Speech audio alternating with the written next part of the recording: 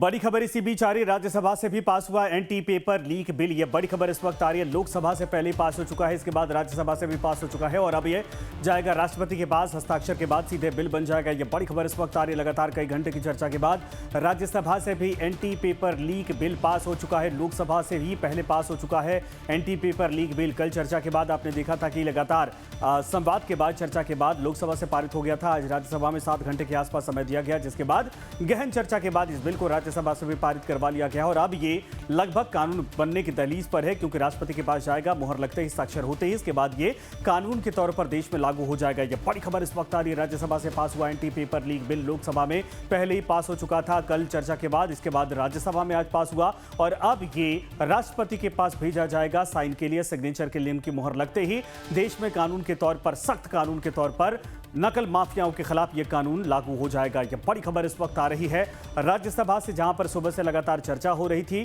और इस चर्चा के बाद इस बिल को पारित करवाने में सरकार सफल हो गई है। यह बड़ी खबर इस वक्त आ रही है।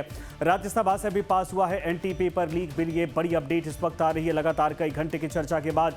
कमलेश हमारे साथ पूरी जानकारी के साथ जुड़ गए हैं। कमलेश, ये बड़ी खबर है, सरकार ने राज्यसभा से भी इस बिल को पार करवा लिया है और अब लगभग मुहर लगते ही राष्ट्रपति के देश के भीतर ये लागू हो जाएगा कानून के तौर पर।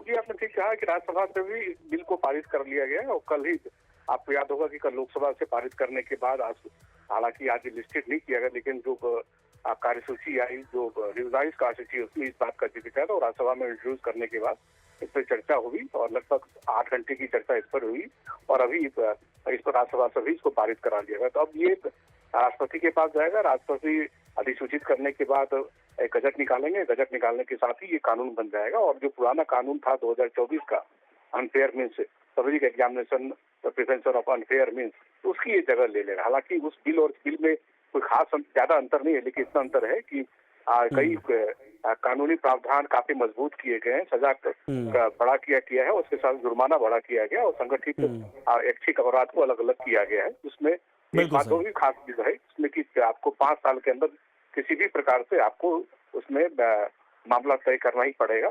2 साल इंक्वायरी के लिए और 3 साल सजा के लिए। बिल्कुल सही आपने कहा। शुक्रिया इस पर तमाम जानकारी के लिए। बड़ी अपडेट है, राज्यसभा से भी ये बिल पास हो चुका है।